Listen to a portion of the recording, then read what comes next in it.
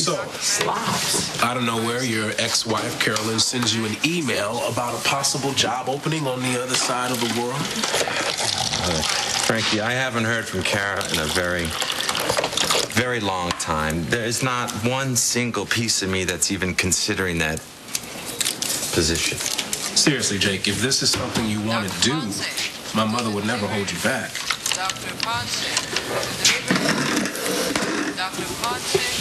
I know your mom wouldn't.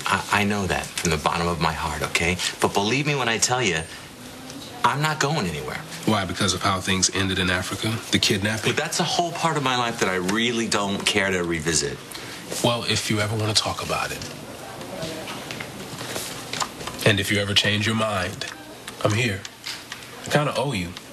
Did a lot to help my mom when she was sick. Frankie, you don't owe me anything. Yeah, we both know that's not true. The ER. Well, let's go. Texting and walking.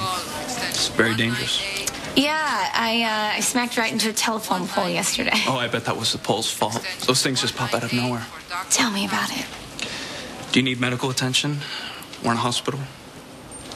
No, I think I'm good. Yeah, you look pretty good to me. Careful, my husband's right down the hall. He hears you hitting on me. You might be the one that needs the medical attention. Is that what that ring's about? Yes, I am a married woman. I actually need to call the auto club about my husband's car, so... You want me to take a look? Are you a mechanic? Pretty much. I'm very good at fixing things. What proof do you have that Ryan and Greenlee went anywhere? Really want to do this? Why don't you tell me what we're doing and I'll let you know. Okay, so a private jet left Pine Valley last night without a flight plan. And the pilot gave me a pretty detailed description of the couple on board. Do the words big doe eyes mean anything So to you? even if she was on the plane, you automatically assume that Greenlee is running. The jet landed in California. Exactly. Right, that's where Nick Pearson apparently went after he left town.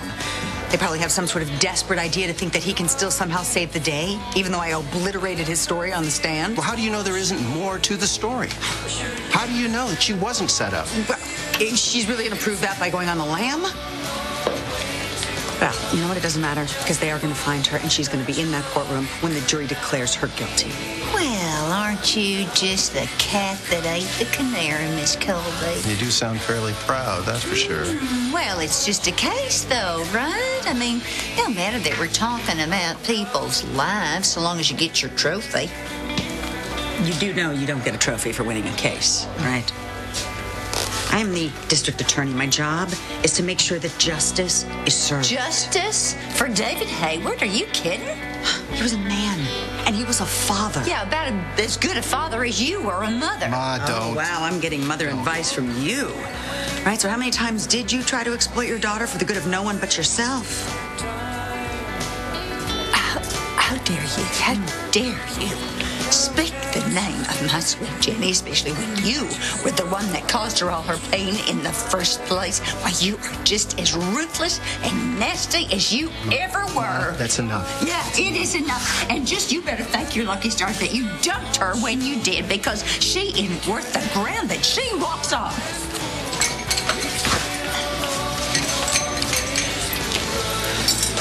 Just go. You do know you're on the wrong side, right? You've got to feel that. Greenlee's husband is dead. And not only is she the #1 suspect in this murder case, but she just left town with the guy that she killed him for. Doesn't matter though, right? At least I know where we stand. Excuse me.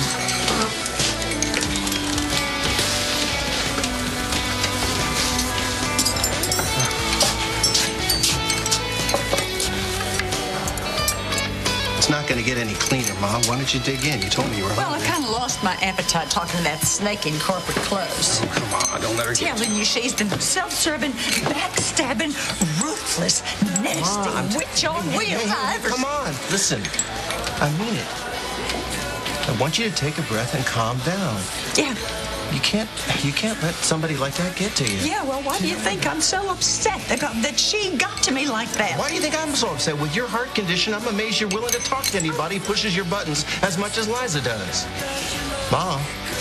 Just feeling a little funny, that's all. It's all right. You don't look so good. I'm taking you to the hospital. No. That's it. That's it. Come on, I don't care. Oh, Ted. I'm taking you whether you like it or not. Come on. Come on.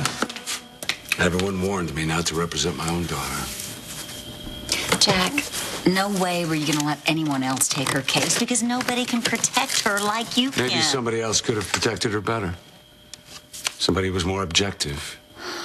Under normal circumstances, I would never put my client on the stand to testify on their own behalf in a murder trial. It's just... Greenlee has the will of an elephant. There's no way you could have stopped her. Yeah, well, I should have tried harder. You know, I should have been not thinking as her father. I should have been thinking as her attorney. Because as a lawyer, I knew that Liza was going to just mop the floor with her. You know what? You just have to give yourself a break, okay? Nobody could do as good by your daughter as you have. And I know that Greenlee believes that. I love what you want to do, Ryan. But how can you promise things that go beyond us? Because it's not beyond us. In fact, it's something that we've never had before. This is like a pledge from me to you that I have complete and total control over. What?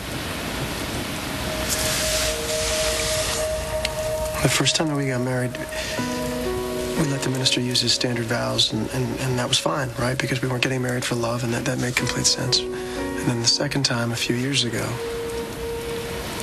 it was for real. And so I wrote my own vows. You did? And I thought about him just about every single day since then. It was, it was Valentine's Day, so I wrote him on the back of a Valentine. And I memorized them. I never gave you a solemn promise, a pledge